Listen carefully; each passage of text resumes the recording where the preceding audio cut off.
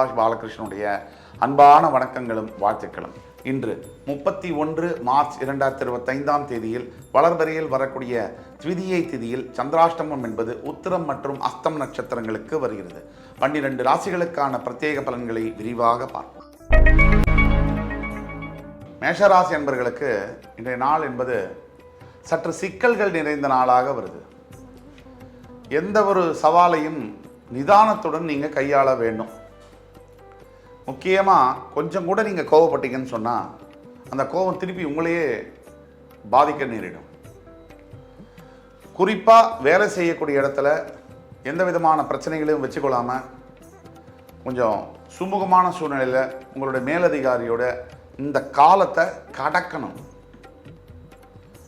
உணவு சம்மந்தப்பட்ட விஷயத்தில் ரொம்ப ஜாக்கிரதையாக இருக்கணும். வெளியில் உணவு சாப்பிட்றதை இன்றைக்கு தவிர்க்க வேணும். ஆரோக்கிய குறைபாடுகள் இருந்தால் உடனே டாக்டர்கிட்ட அணுகி அதற்குண்டான மருத்துவ சிகிச்சைகளை எடுத்துக்கணும்.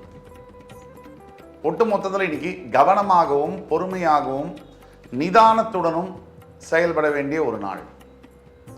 இந்த நாளில் பரிகாரம் அப்படின்னு சொல்ல போனால் நீங்கள் வணங்க வேண்டிய தெய்வம் மகாவிஷ்ணு. ரிஷபராசி என்பவர்களுக்கு இன்றைய நாள் என்பது பல தரப்பிலிருந்தும் உங்களுக்கு ஆதரவு கரம் கிடைக்கக்கூடிய நாள். உங்களுக்கு ஒரு சமயம் ஏதோ ஒரு பிரச்சனை இருக்குது, வாழ்க்கையில் பண பிரச்சனையோ இல்லை வேறு ஏதாவது பிரச்சனையோ, சொத்து சம்பந்தப்பட்ட விஷயத்துலையோ இல்லை வேலை சம்பந்தப்பட்ட பிரச்சனையோ, எந்த பிரச்சனையாக இருந்தாலும் அந்த பிரச்சனைக்கு தீர்வு கிடைக்குதோ இல்லையோ, அந்த பிரச்சனைக்காக உங்களுக்காக குரல் கொடுக்க இல்லை உங்களுக்காக உங்களை ஆதரவு கொடுக்க சில உதவிகள் கிடைக்கும். அந்த உதவிகளை வச்சுட்டு நீங்கள் அடுத்த கட்டத்துக்கு எப்படி போகணும் அப்படிங்கிறத நீங்கள் தான் திட்டமிடணும். பயந்தோ இல்லை மனசில் குழப்பம் அடைஞ்சோ பதட்டப்பட்டோ பிரயோஜனம் இல்லை. வந்தது வந்தாச்சு, அதை சமாளித்து தான் ஆகணும். இந்த மனநிலைமையோட கொஞ்சம் கஷ்டம்தான், வலிதான், ரணம்தான், அதையெல்லாம் பொறுத்துட்டு தான் அடுத்ததை மெதுவாக ஒவ்வொரு ஸ்டெப்பாக நீங்கள் நகரணும். பயம் தேவையில்லை. இன்று நீங்கள் வணங்க வேண்டிய தெய்வம் திருச்செந்தூரில் இருக்கின்ற சிவசுப்பிரமணிய சுவாமி. மிதுனராசி என்பவர்களுக்கு இன்றைய நாள் என்பது நிலை உயரும் போது பணிவு கொண்டால் உயிர்கள் உன்னை வணங்கும் அப்படின்னு சொல்றோம். ஒரு மனிதன் வாழ்க்கையில உயரும் போது தான் மிகவும் பணிவாக இருக்கணும், தலை கீழே பார்த்து நடக்கணும்னு சொல்லுவாங்க.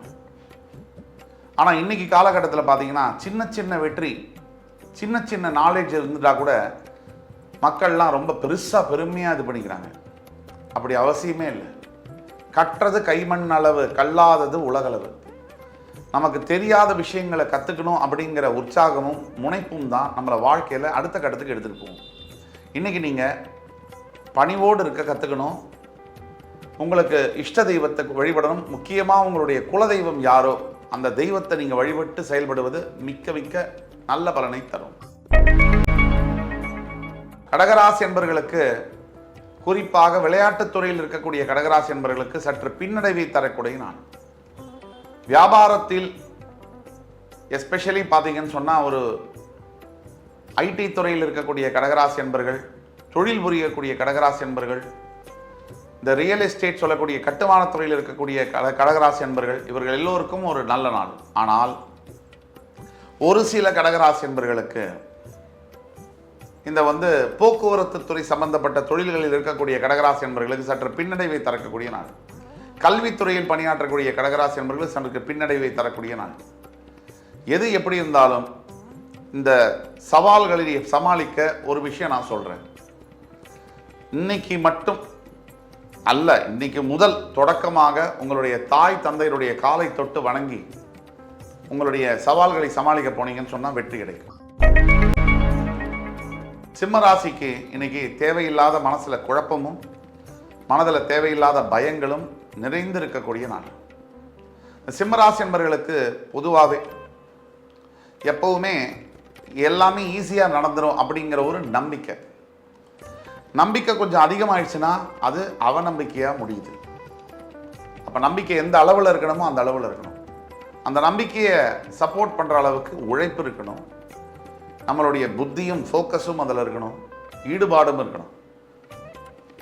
அது இருந்தால் மட்டும்தான் அந்த நம்பிக்கை உண்மையாகும். அந்த வகையில் சிம்மராசி என்பவர்களுக்கு இன்றைய நாளில் பல சவால்கள் சோதனைகள் வந்தாலும் கூட அது எல்லாத்தையும் தாண்டியும் கூட சிம்மராசி என்பவர்கள் கண்டிப்பாக வெற்றி அடைவீர்கள். கன்னிராசி என்பவர்கள் இன்றைய நாள் பணப்பற்றாக்குறை ஏற்படக்கூடிய வாய்ப்புகள் இருக்கு. இதன் காரணமாக கையில் யாருக்கிட்டையாவது காசு இருந்தது அப்படின்னா அந்த காசை பத்திரப்படுத்தி வச்சுக்கோங்க. கொஞ்சம் சபலங்கள் வரலாம். அந்த சபலங்கள் வரும்போது அப்புறம் நமக்கு நாளைக்கோ இல்லை அடுத்த வாரமோ அடுத்த மாதமோ அடுத்த வருஷமோ தேவையுள்ள செலவுகள் வரும்போது அந்த நேரத்தில் நம்மகிட்ட பைசா இல்லாமல் போகலாம். அப்போ நீங்கள் கொஞ்சம் அதிகமாகவே பணத்தை செலவழிக்கிற விஷயத்தில் மிகவும் கட்டுப்பாடாக இருக்க வேண்டிய ஒரு நாள். முக்கியமாக இன்னைக்கு தூரத்து உறவினர்களை யாரையாவது சந்திக்க நேரிடும். அவங்களோட ஒரு நல்ல நேரங்களை செலவழிக்கவும் நேரிடும். விட்டுப்போன சொந்தங்கள் பந்தங்கள் ஒன்றாக சேரக்கூடிய யோகங்கள் இன்னைக்கு இருக்கு. அதே மாதிரி கல்வி மாணவ மாணவியர்களுக்கு ஒரு நல்ல நாள். இன்னைக்கு தேர்வு சம்பந்தப்பட்ட அல்லது படிப்பு சம்பந்தப்பட்ட இன்னது படிக்கணும் அப்படிங்கிற விஷயத்தில் வெற்றி கிடைக்கக்கூடிய வாய்ப்புகள் இருக்கு. துலாம் ராசி என்பவர்களுக்கு அனைத்து விதத்திலையும் பார்த்தீங்கன்னா இன்னைக்கு ஒரு நல்ல நாள். அது வேலையாக இருக்கட்டும், வீட்டில் இருக்கக்கூடிய கணவன் மனைவி உறவாக இருக்கட்டும், எந்த விஷயத்துலையுமே சரி. இப்போது உங்கள் மனசில் ஏதோ ஒரு விஷயம் உங்களை காயப்படுத்திட்டு இருக்கு, ரொம்ப அழுத்துது அப்படின்னா அந்த விஷயத்துக்கான தீர்வு இன்னைக்கு கிடைக்கக்கூடிய வாய்ப்பு அதிகமாக இருக்கு. ஒட்டு மொத்தத்தில் இந்த நாளில் நீங்கள் நிறைய தியானம் செய்ய வேண்டும். ஒரு 10-15 நிமிஷம் குறைந்தபட்சம் தியானம் செய்யணும். அதே மாதிரி உங்களால் முடிஞ்ச தர்ம காரியங்களை செய்ய வேண்டும். அப்படி செய்யும் பொழுது உங்கள் குலதெய்வம் அவரையும் வழிபாடு செய்யும் பொழுது எண்ணற்ற வெற்றிகள் உங்களுக்காக காத்துட்டு இருக்கு.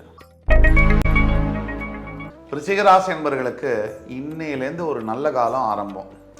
கவலையே வேண்டாம், உறுதியாக சொல்ல முடியும்.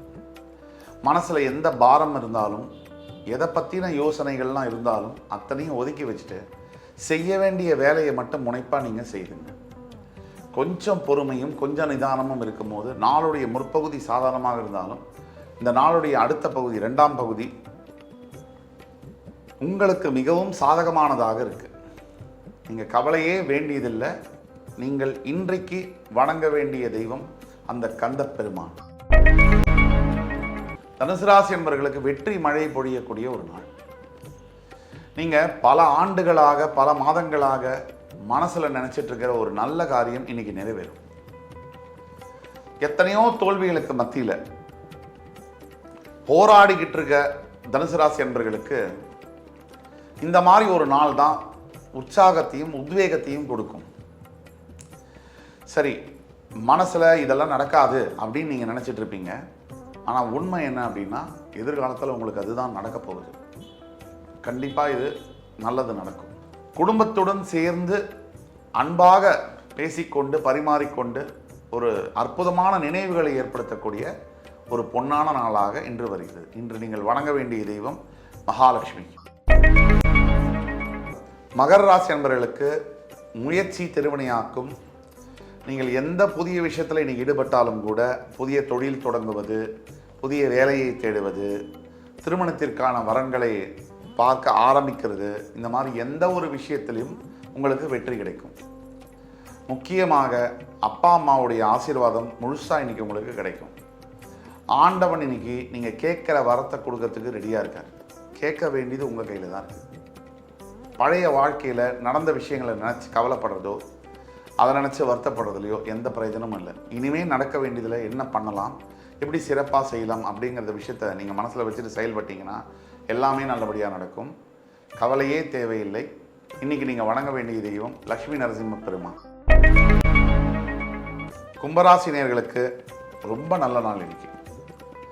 எஸ்பெஷலி பார்த்தீங்கன்னா குழந்தை பாக்கியம் இல்லாமல் தவித்து கொண்டிருக்கக்கூடிய கும்பராசினியர்களுக்கு குழந்தை பாக்கியத்தை பற்றி ஒரு குட் நியூஸ், நல்ல செய்தி வரக்கூடிய வாய்ப்புகள் நிறைய இருக்குது.